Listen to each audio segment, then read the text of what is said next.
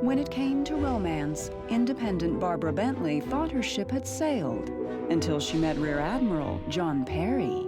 He won the Congressional Medal of Honor, and he spoke 7 languages. It was like being in the movies. But Barbara would quickly discover troubled seas ahead. He was full of baloney. And she would find herself drowning in doubt and fighting for her life. She walked in and immediately smelled a very strong, strange odor. And he's staring down at me with wild, wild eyes. Devil eyes. When it comes to love and marriage, things aren't always what they seem.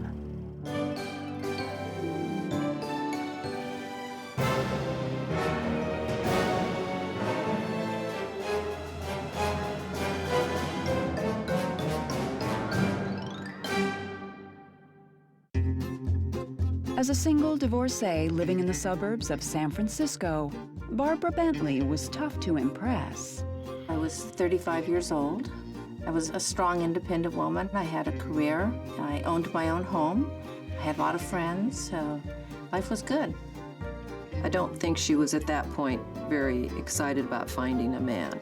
I think she was just happy to be Barbara. But one night in the summer of 1981, Barbara did meet a man, and a most intriguing man at that. My girlfriend called me to come and be a fourth for dinner, and that night I met John Perry. He came walking in, very erect posture and his gleaming eyes and ruddy complexion, nicely dressed. It was like, oh, well, he looks nice. 54-year-old John Perry was older than Barbara by 19 years and worked as an international military consultant. But there was far more to his story than that. He said he was a retired Rear Admiral in the Navy. His father was Admiral Perry that started the Sea Breeze in World War II. And he had stories of how he won the Congressional Medal of Honor in Vietnam. It was a very interesting evening. I had never met somebody so full of history. I think Barbara was in awe of John when she first met him. Even by Barbara's high standards, John seemed like quite a catch. The feeling was mutual. From the minute that we met, John was very attentive to me. He was very focused on making me feel special. Before long, the two became an item, and John let Barbara in on his past. John told me that he had 4 children and 2 ex-wives. He said the children were estranged because his military service and he had been gone for too long while they were being raised. And I felt sorry for John because it seemed like he was very hurt about it. The Admiral also confided in Barbara he would soon be a very wealthy man. He said he was the black sheep of the family, but he was going to inherit a large amount of money from his grandmother when she passed away. And at that moment, I looked at him and I said, well, money doesn't interest me. Honesty does. Barbara hoped to meet John's family one day. In the meantime, their relationship took off. Just over a year after they met, Barbara proudly became Mrs. Admiral John Perry in a small ceremony in Tijuana, Mexico. We went to this very nice restaurant that John knew about, and when the band came on, they started playing Here Comes the Bride. The whole restaurant kind of joined in, and it was very joyous. Barbara was thrilled to be an admiral's wife. But just a few months into their marriage, her credit card bills began to pile up. John liked nice restaurants. He liked nice cars, going on vacations to nice places. And we often wondered, how they could afford to do this. He would have consulting jobs. Sometimes he would make money on it, and sometimes he wouldn't. John was spending a lot of money, and I kept trying to change him, trying to show him how we could budget better. I would look at it as, well, this is something we just have to work on. While Barbara tried to keep their spending in check, they still enjoyed a VIP lifestyle. But almost 10 years into their marriage, everything would change. By February of 1991, the couple had weathered their share of ups and downs. but nothing could have prepared Barbara for what would come next. John was offered a job with the government in Egypt, and we were in Washington, D.C. to get our documentation so John could carry on with his commission. After breakfast on their second day, Barbara went back to their hotel room to meet John. When I walked up to the room, the door was ajar, and I pushed it open and stepped inside. And I looked over to the bathroom, and I noticed a brown bottle sitting on the counter and some latex surgical gloves. In an instant, Barbara's life would take a horrifying turn. At that point, he grabbed me, and I started a battle for my life.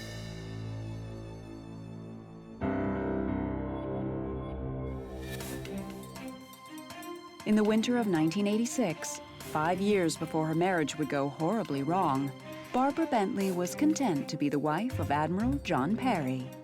I felt that John really loved me, that he would bring me presents, he would cook, he would clean. You know, it was like we had this good partnership going. But still, she was troubled by the fact that in 4 years of marriage, she had never met John's family or his children. Barbara wanted so much to meet John's family, and John kept giving Barbara excuses like, oh, well, this person called today, but you weren't here, so I couldn't let you talk to them. I even wrote letters to all these family members, and within a couple weeks, we got all of them back with no such person at this address. John said, well, they're just not accepting those. They see who it's from, and they think you're a gold digger. They think you married me because you want everything that I have. And Barbara believed this. Then, one day in the summer of 1987, John told Barbara he had heard from his son when his war medals arrived in the mail. John started telling me about each one, what it was and what he won it for, and that his son had finally decided to go ahead and send him the medals. I told him, well, we should get those framed so we can put them up on the wall, and we did. 2 years later, in January of 1989, John proudly wore his Medal of Honor when he took Barbara to President George Bush's inaugural ball. People would just step aside and let us walk through. The first person to stop and salute us was the President of the United States. It was very exciting. It's the whole day was very exciting. But less than a year later, the thrill was gone, along with John's medals. It all started when 2 FBI agents showed up at their front door. They wanted to know if John was home, and I said, well, no, he isn't. And they said, well, we have something here. Would you give it to him? And I said, no, you'll have to come back and give it to him later. I'd been told by John not to ever accept anything. And I just was very shocked that the FBI would be at my door. Soon after they left, Barbara noticed something strange in the living room. I was sitting in there waiting for John to come home, and I noticed that the medals were missing off the wall. When John returned, Barbara asked him what was going on. He said, well, the frame was falling apart, and I took it to the frame shop. And I said, well, isn't it strange you took your medals with it? And I was more worried about the medals than it seemed he was. Then, when Barbara told John about the FBI stopping by, he claimed he had to testify at a federal case for work. John said they called me at the last minute, and so the FBI must have been coming to get some more information. A few months later, Barbara began to have concerns of a different kind. John was no longer going to work, wasn't calling any of his business associates, and then all of a sudden he was playing sweepstakes and buying things through the mail. You know, I would get so frustrated because, John, we can't afford this. By the beginning of 1990, with their debt still mounting, Barbara was running out of patience. Luckily, John said he was finally getting some money from his trust fund. But first, they needed to visit a bank in Florida. So we were going to meet with the banker to pick up a check. I was driving, and on the way to the bank, John clutched his chest and yelled out and keeled over. He said, "My heart, my heart." Panicked, Barbara rushed her husband to a nearby hospital.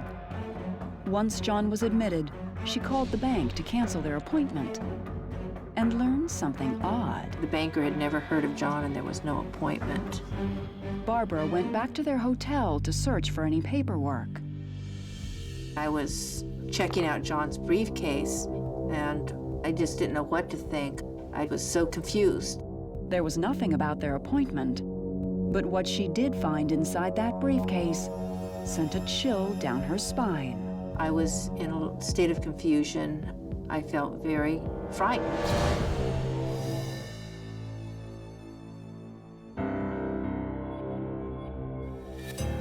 In June of 1990, Barbara Bentley was shocked when she uncovered the unthinkable in her husband's briefcase. I was questioning myself. I was questioning the craziness. I was very unsettled. Why would a retired naval officer need a weapon? When she returned to the hospital later that afternoon, Barbara learned that indeed John had suffered a heart attack, but was recovering well. So when I got to the hospital room, I challenged him on this gun. I said, "Well, what did you need a gun for?" He said, well, we were picking up this money. And I said, "But it would be a check, probably cashier's check." Then Barbara mentioned that the bank had no appointment for them. Of course, he had an excuse of why I maybe didn't remember him or whatever. Then I realized, well, here's this man laying in this hospital bed just having suffered a heart attack. I better back off. So I did. A week later, the couple returned home to California without ever visiting the bank. And Barbara couldn't shake the nagging feeling that something was very wrong. But before Barbara could question him about the family money, John had some good news about a consulting gig in Egypt. It was going to pay enough money to cover all of our bills. Then he said that the real good news was I could go with them for the first 2 weeks, that the government would pay my way to do that. And I was excited because I'd always wanted to see Egypt. I didn't give it much credence at all because it was like, here's another John story. I think at this point, both George and I probably had kind of had enough of John. Sure enough, there was a slight snag in the plan. It was getting closer to time for departure, and we still didn't have our special diplomatic passports that we were supposed to get from the leader of this team. So John said that there was some kind of politics going on, and we better fly to see the Admiral in Washington, D.C. Once in D.C., the Admiral was hard to track down. We go off to Annapolis, and there's no Admiral, and he said, the Admiral is over at such and such base in Maryland. So we rushed over there, and there's no Admiral there. And this went on and on. Pushed to her limit, Barbara threatened to leave John in D.C. I told John that if we didn't see the Admiral, then I was going to go home. I had had it. The following morning, Barbara stayed behind to pay for breakfast, then went up to the hotel room to meet John.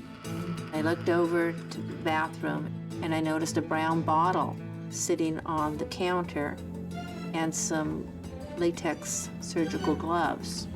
And I said, John, what are you doing with these? John told Barbara that his doctor prescribed him ether. At that point, he grabbed me, put an ether-soaked wash rag over my face, and I started a battle for my life. As Barbara struggled to free herself, John tried to smother the life out of her. And I'm not screaming because I know I can't breathe this ether. And I broke away enough to get to the door and open it up.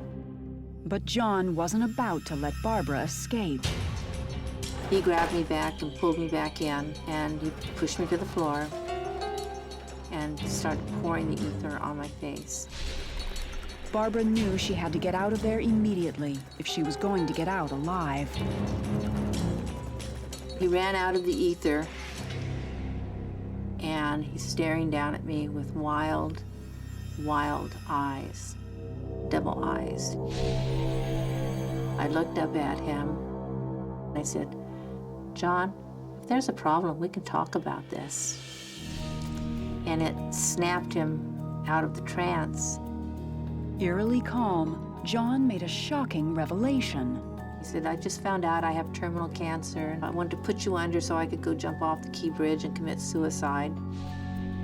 I sat down next to him, and I took his arm, and I just started rubbing it. Within minutes, John seemed to be asleep, and Barbara knew it was now or never.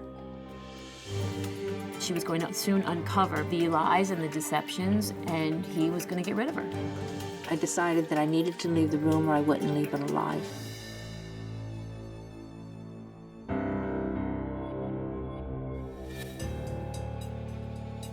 On the morning of February 15th, 1991, Barbara Bentley knew her life was in danger at the hands of her husband. I got to the door, opened it up very quietly, and closed it very quietly. And I went as fast as I could through the main desk and told him to call the police. My husband had just tried to murder me with ether. Officers arrived within minutes and arrested John Perry as he tried to escape. I was really just dazed and just kind of not in reality of what was happening. Arlington County, Virginia prosecutor Theo Stamos was assigned to the case. Barbara was traumatized. Her sense was that, okay, there's a huge disconnect here with, who I thought he was and what just happened to me in that hotel room, and why did that happen? A few days after the attack, Barbara returned home to California, alone. She was determined to uncover the truth about her husband of almost 10 years. She called an admiral who John had worked with in the past. And that's when he told me, "Well, don't you know about the FBI investigation?" John had been investigated for impersonating an officer. The FBI had confiscated John's medals, and Barbara was stunned to find out why. Her husband, the celebrated Admiral, wasn't an admiral at all. In fact, he had been discharged from the Navy some 40 years earlier, and no one knew where he acquired his many war medals. When the FBI agent confirmed that John was not a retired rear admiral, it was like, oh my gosh, he's not who he said he was. And that was just the beginning. John had a criminal record for the past 40 years, that he had been arrested for grand theft and for impersonating officers and check fraud and just a whole laundry list of activities. Even John's wealthy grandmother and 4 children were fictional. But he was honest about one thing. He was indeed the son of Admiral Perry of the Seabees in World War II, and he was the black sheep of the family. We eventually learned that John had mounting financial pressures, and he had a life that he had constructed that was really about to fall apart because sort of the jig was up. It was like unreal that this could be a person who said he loved me, and so I felt betrayed. In June 1991, John Perry went to trial and pleaded not guilty to attempted first-degree murder. The opening statement by defense counsel basically was that he was trying to save his wife the grief of watching him die a slow death. The detective and I met with his doctor. He said, no, the guy didn't have cancer. After only 2 days, the jury found John Perry guilty. He was sentenced to 5 years behind bars. One of the things the homicide detective found out for me was the location of John's stepmother. And I got in contact with her, and I met with her. She said he had joined the service, and he had come out of boot camp and was with a friend in a hotel, dove into a pool, hit his head, and he was in the hospital for 3 or 4 months. And after that, he had a medical discharge. She said he was never the same. He started getting into trouble after that. Barbara's ordeal with John wasn't over just yet. After serving only 14 months, he was released on probation.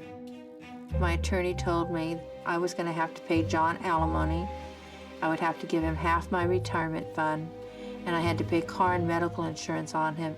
And that was when I decided that the law needed to be changed, that was not right, that somebody could try to murder you and then still profit by it.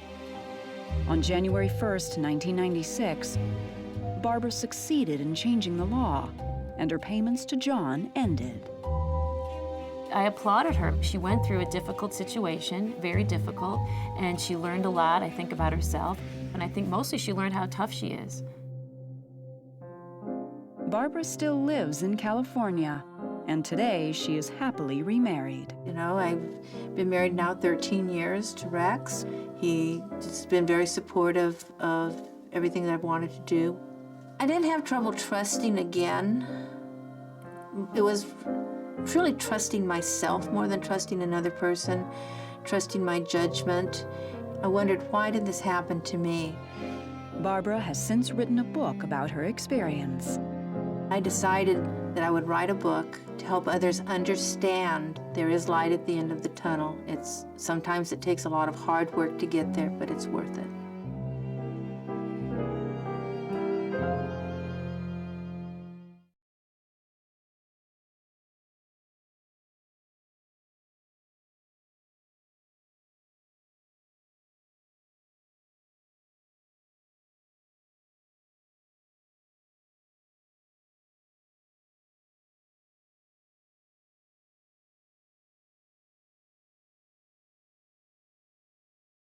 Absolutely.